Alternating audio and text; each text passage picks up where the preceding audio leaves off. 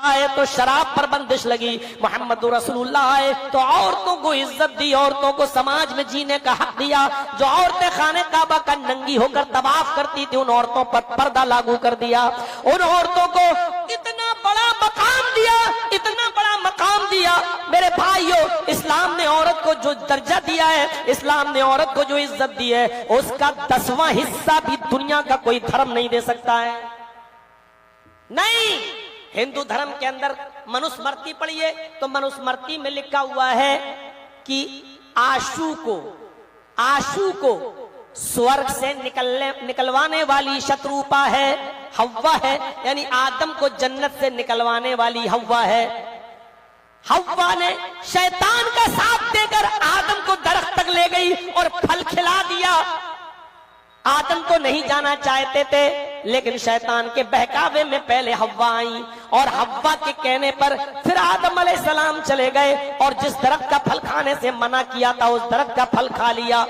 इसलिए आदम ने जो पहली गलती की है, वो अपनी पत्नी हव्वा के कहने पर की है। औरत पाप की जननी है, औरत पाप की जननी है, यानी औरत से पाप जना है।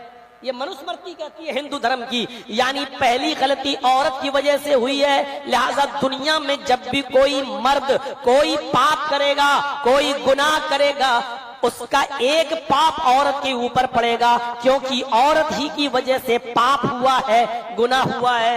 ये इज्जत दी है हिंदू धर्म के अंदर औरत को, कि औरत को पाप की जननी कहा गया है, पाप को जन्म देने वाली औरत है। ईसाइयत पढ़ो, बाइबल में लिखा है कि औरत तकलीफ उठाने के लिए पैदा हुई है। बाइबल में यहां तक लिखा है कि अगर किसी औरत के पेट से बच्चा पैदा हो रहा हो तो उसको सुन्न करने का इंजेक्शन न लगाया जाए, उसको सुन्न न किया जाए।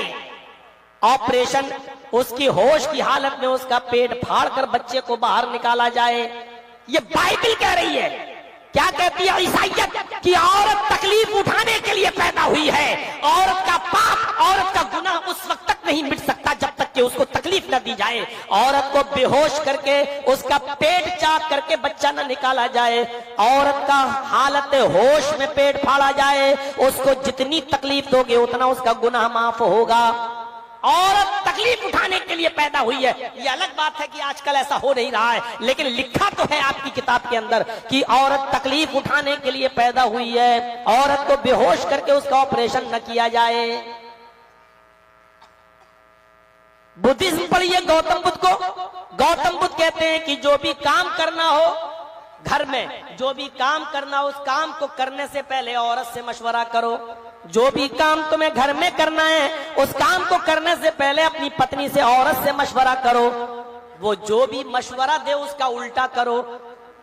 वो तुम्हें जो भी करने को कहे उसका उल्टा करो, क्योंकि औरत उल्टी खोपड़ी लेकर पैदा हुई है, वो तुम्हें कभी सही मशवरा नहीं देगी। ये गौतम बुद्ध कह रहे हैं।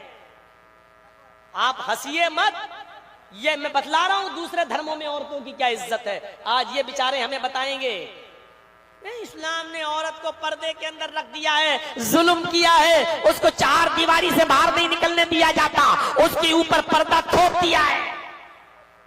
तुम क्या चाहते हो कि तुम्हारी बेटियों और तुम्हारी बहनों की तरह हमारी बेटियां भी होटलों में बाहर से आने वाले लोगों के लिए बिस्तर बिछाएं, उनके लिए शराब सर्व करें, उनके लिए पानी की बोतल ले जाकर उनको पिलाएं, एक्सक्यूज मी कह कहकर उनके साथ हंसी और मजाक करें? तुम क्या चाहते हो कि तुम्हारी बहनों बेटियों की तरह हमारी बेटियां भी स्कर्ट पहनकर एयर होस्टेस बने और प्लेन में और फ्लाइट में बैठने वाले लोगों से मुस्कुरा मुस्कुरा कर बातें करें और उनको ये सारी चीजें सर्व करें? इससे बेहतर है कि औरत घर में अपने बाप की खिदमत करे, अपने भाई की खिदमत करे, अपनी माँ की खिदमत करे। ये ज्यादा बेहतर है बाहर काम करने से। इस्लाम ने औरत को काम करने का हुक्म दिया ही नहीं है।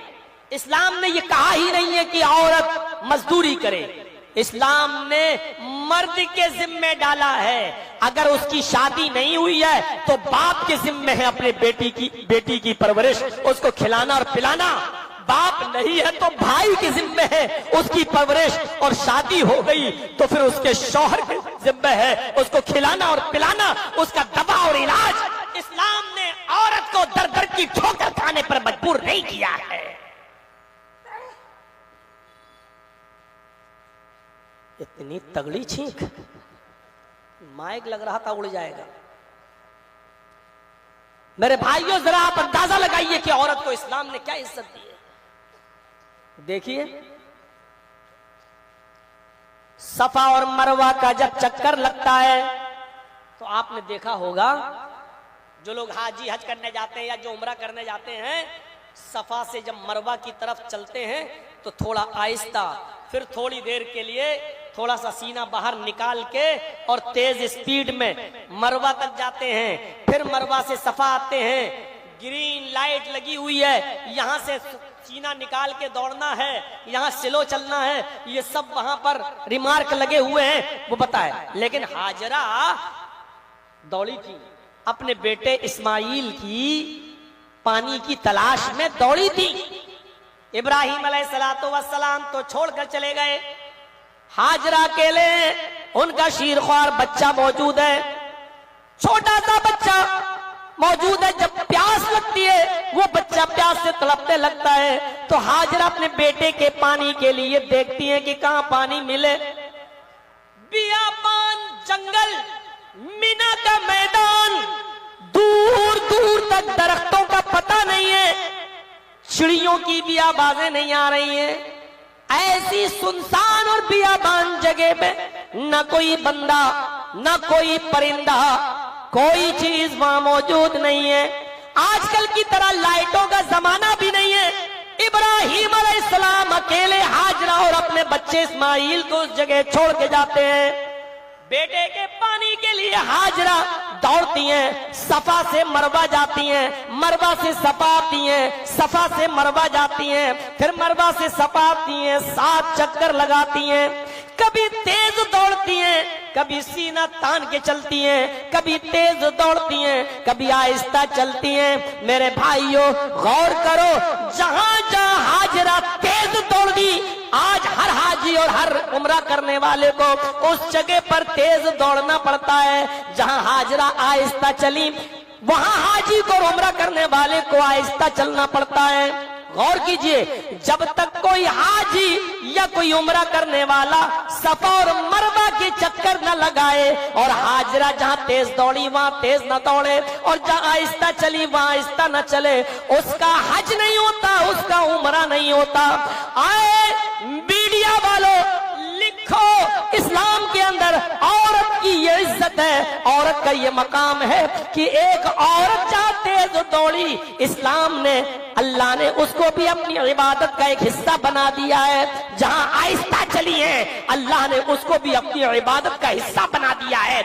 यहां तक कह दिया है कि आए मेरे बंदो, जहां मेरी बंदी तेज दौड़ी, तुम्हें भी तेज दौड़ना है। जहां मेरी बंदी आहिस्ता चली, तुम्हें भी वहां आहिस्ता चलना है। मेरी बंदी ने 7 चक्कर लगाए, तुम्हें भी 7 चक्कर लगाना है। ये सिर्फ मेरी बंदी का कारनामा नहीं, अब ये मेरी इबादत है। जब तक तुम हाजरा की इस अदा को तुम जिंदा नहीं करोगे, तब तक तुम मेरी इबादत पूरी नहीं करोगे। एक औरत के पैरों के निशानों को अल्लाह ने अपनी इबादत का एक हिस्सा बना दिया है। इससे बड़ी औरत की इज्जत और क्या हो सकती है कि जहां हाजरा दौड़ी, अल्लाह ने उसको अपनी इबादत बना दिया। जहां हाजरा तेज चली, वहां तेज चलने को अपनी इबादत बना दिया। जहां आहिस्ता चली, अल्लाह ने उस आहिस्ता चलने को अपनी इबादत बना दिया और फरमाया, मेरे बंदो, अब ये मेरी इबादत है। हाजरा जहां चली, तुम भी वहां चलो। हाजरा ने 7 चक्कर लगाए, तुम भी 7 चक्कर लगाओ। हाजरा जहां तेज दौड़ी, तुम भी तेज दौड़ो। हाजरा ने जहां सीना निकाल के दौड़ लगाई, तुम भी वहां सीना निकाल के दौड़ लगाओ। ये मेरी इबादत का एक हिस्सा है। इससे बड़ा औरत का मकाम और क्या हो सकता है? दुनिया कोई इसका 10वां हिस्सा भी पेश कर सकती है?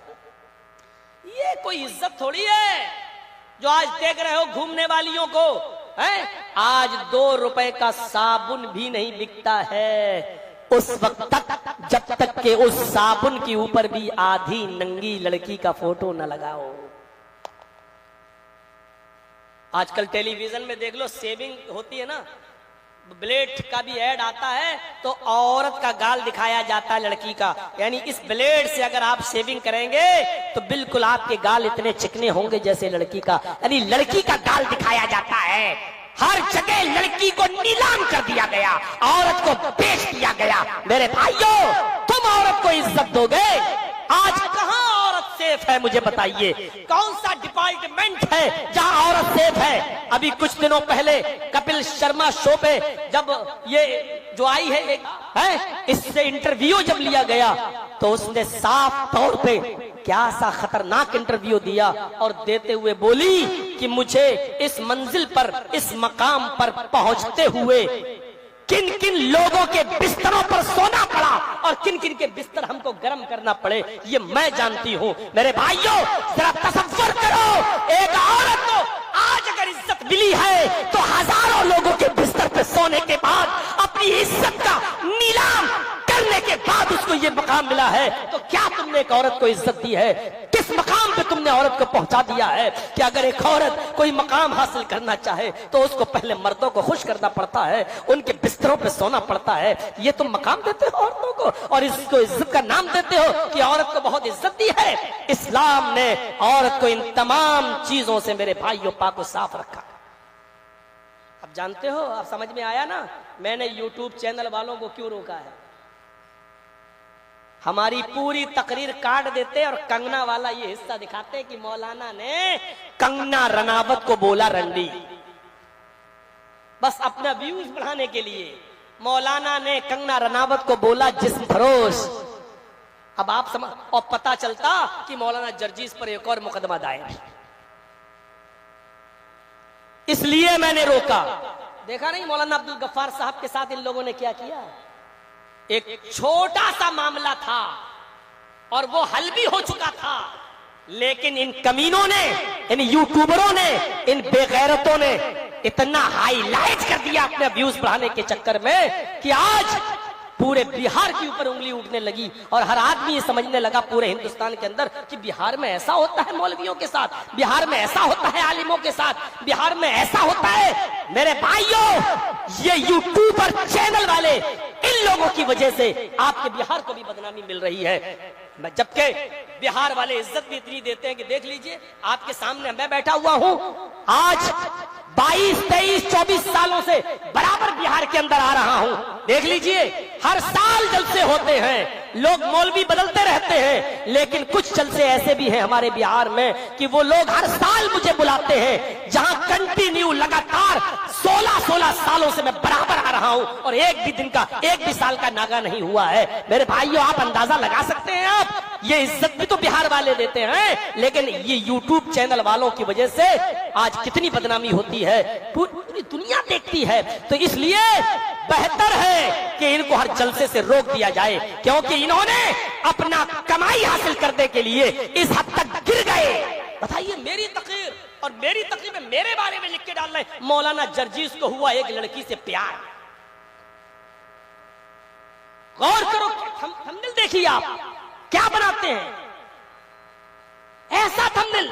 अभी मैंने बोला पर्दे पर कि इस्लाम ने औरत को पर्दे की चार दीवारी में रखा, तो जानते हो क्या बना? पर्दा नहीं दिखाएंगे, एक औरत को नंगा करके और दिखा देंगे लिपस्टिक लगा के। मौलाना ने बोला लिपस्टिक लगाने वाली को ऐसा ऐसा, मौलाना ने बोला बेपर्दा औरतों को बेपर्दा। ऐसी लड़की का फोटो बनाते हैं कि अरे उसमें और गंदी फिल्म की फोटो में कोई फर्क नहीं है। ये कमाई है इनका, कमाने का जरिया ये है इनका। इसलिए बहुत सोच समझकर मैंने फैसला लिया है कि इनको अब किसी जलसे में नहीं आने दूंगा। और जलसा कमेटी वालों से पहले कह देता हूं कि यूट्यूब चैनल वाले नहीं आएंगे हमारे। अरे हर जगह जहां, अरे वो जब मेरी बहस हो रही थी कोर्ट के अंदर, हाई कोर्ट के अंदर, तो जो मुकदमा है मेरे ऊपर उस पर वकील बहस ही नहीं कर रहा है सरकारी। वो कह रहा है कि मौलाना जर्जीस की वीडियो देखिए, देखिए इसने मोदी को क्या बोला है। हमारे वकील ने पकड़ के कहा, कह रहे उसके ऊपर वो केस नहीं है, जो केस है उस पर बहस करो। और सरकारी वकील बहस ही नहीं कर रहा है, वो कहता कि देखिए मौलाना ने योगी को क्या बोला है, और काट छांट के निकाल के वो वीडियो दिखला रहा था इन्हीं चैनलों से, और उसमें मेरी तारीफ बढ़ती जा रही थी। मैंने कहा केस भी इतना बड़ा नहीं, तारीफ पे तारीफ बढ़ती चली जा रही है। जब बाद में जज ने डांटा सरकारी वकील को कि इधर उधर क्यों भागते हो, योगी मोदी को बोला है तो वो केस क्यों नहीं है इनके खिलाफ, वो केस क्यों नहीं है? आपने सारे हिंदुस्तान से इनका रिकॉर्ड मंगा लिया है, कहीं इनके ऊपर कोई मुकदमा नहीं है, तो फिर आप इस पर बहस क्यों कर रहे हो? आप इस पर आइए जो मुकदमा है इनके ऊपर। तब पहली बहस में उसने लिखा कि जर्जीस को राजनीतिक षड्यंत्र का शिकार बनाया गया है और पॉलिटिकल दबाव में आकर उसको 10 साल की सजा दी गई है, लिहाजा ये बिल्कुल गलत है। न्याय और जजमेंट का फैसले का मर्डर है, इंसाफ का इमीडिएटली रिलीज किया जाए, फौरन छोड़ा जाए। ये हाई कोर्ट के जज का ऑर्डर है मेरे भाइयों। अब आप अंदाजा लगाइए कि कितना टाइम बढ़ाते हो बर्बाद, ये सिर्फ यूट्यूब चैनल वालों की वजह से।